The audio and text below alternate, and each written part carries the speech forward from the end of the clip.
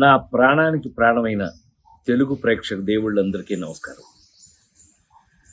మొన్న Robin Hood pre release ఈవెంట్లో అనుకోకుండా డేవిడ్ వార్నర్ మీద నా నోట్లోంచి ఒక మాట దొర్లింది. అది కేవలం ఉద్దేశపూర్వకంగా చేసింది కాదు. అసలు నా ఉద్దేశం, నా గురించి మీకు తెలియదే ఉంది. ఆ ఫంక్షన్కి వచ్చే ముందు మేమందరం కలిసి ఉన్నాం. ఎంత అల్లరి చేశాము అని అంటే గనక, నితిన్ని అతన్ని మీరంతా నాకు పిల్లలు లాంటి వాళ్ళు అన్న అంటే గట్టిగా వాటేసుకుని, నేను మెదలకుండా ఉండకుండా, నువ్వు యాక్టింగ్ చేస్తున్నావు కదా, నువ్వు యాక్టింగ్లోకి రా, నీ సంగతి చెప్తానన్నా. అంటే అతను అన్నాడు, మీరు క్రికెట్లోకి రండి, మీ సంగతి చెప్తానన్నాడు. ఇలా మ్యాక్సిమం అల్లరి చేసాము. అల్లరి చేసి ఆ ఫంక్షన్కి వచ్చాము. ఏది ఏమైనా I love David Warner. I love his cricket.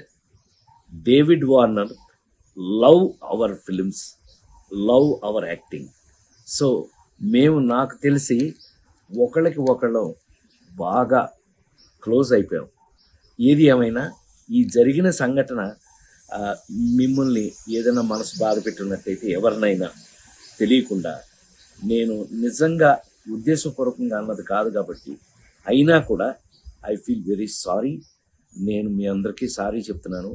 అలాంటిది ఇంకెప్పుడు జరగకుండా చూసుకుందాం. కానీ 28వ తారీఖున రాబిన్హుడ్ సినిమా మాత్రం తప్పకుండా చూడండి, మా అందరి కోసం. నా ప్రాణానికి ప్రాణమైన తెలుగు ప్రేక్షక దేవుళ్ళందరికీ నమస్కారం.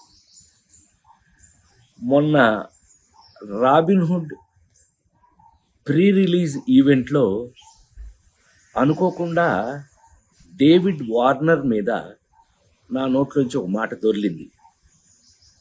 అది కేవలం ఉద్దేశపూర్వకంగా చేసింది కాదు. అసలు నా ఉద్దేశం, నా గురించి మీకు తెలియదే ఉంది.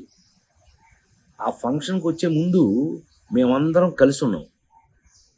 ఎంత అల్లరి చేశాము అని అంటే గనక, నితిన్ని అతన్ని మీరంతా నాకు పిల్లలు లాంటి వాళ్ళు అన్న అంటే గట్టిగా వాటేసుకుని, నేను మెదలకుండా ఉండకుండా, నువ్వు యాక్టింగ్ చేస్తున్నావు కదా, నువ్వు యాక్టింగ్లోకి రా, నీ సంగతి చెప్తానన్నా.